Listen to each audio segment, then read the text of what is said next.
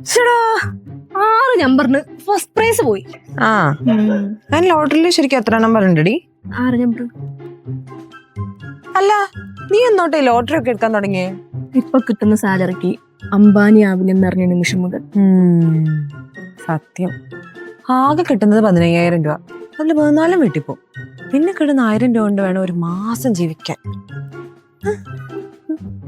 നിനക്കറിയാ, പണ്ട് ഞാൻ അപ്പൻ ലോട്ടറി എടുക്കുമ്പോഴേ ഞാൻ അപ്പൻ ചീത്ത പറയുമായിരുന്നു, ലോട്ടറി എടുത്ത് പൈസ കളയണ്ട, നമ്മൾ അധ്വാനിച്ച് ജീവിക്കണം എന്ന് പറഞ്ഞിട്ട്.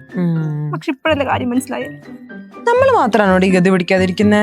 അതെ, നമ്മൾ മാത്രാണ്. അതെന്താ? നീ എല്ലാവരും സ്റ്റോറിയും പോസ്റ്റൊക്കെ കാണുന്നില്ലേ?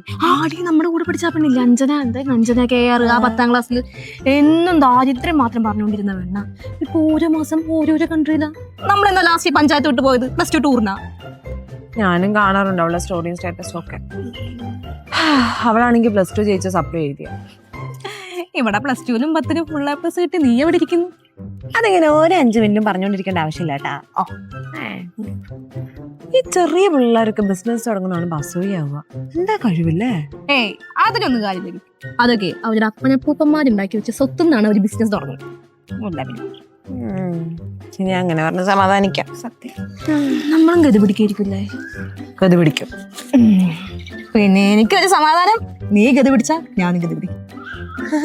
എന്റെ പൊന്നുമോക്ക് ഒറ്റയ്ക്ക് ഗതി പിടിക്കാനുള്ള പ്ലാനൊന്നും ഇല്ലേ? എനിക്കൊന്നും ഈ ഒറ്റയ്ക്ക് ഗതി പിടിക്കാൻ ഭയങ്കര മടിയാ. ചുമ്മാതല്ല ഞാനൊന്നും ഇങ്ങനെ ഇവിടെ ഇരിക്കണേ. എടി നമുക്കേ എന്താ കട വെക്കുക. വാ അടി, അവിടെ നല്ല കൊതുശല്യാടി. ഇങ്ങോട്ട് വാ, അങ്ങോട്ട് നല്ല ചെക്കന്മാര് വരുന്ന സ്ഥലം. വാ. ചെക്കന്മാരെ വായിന്നൊക്കെ മാത്രം ഉണ്ട് കഴിവ്.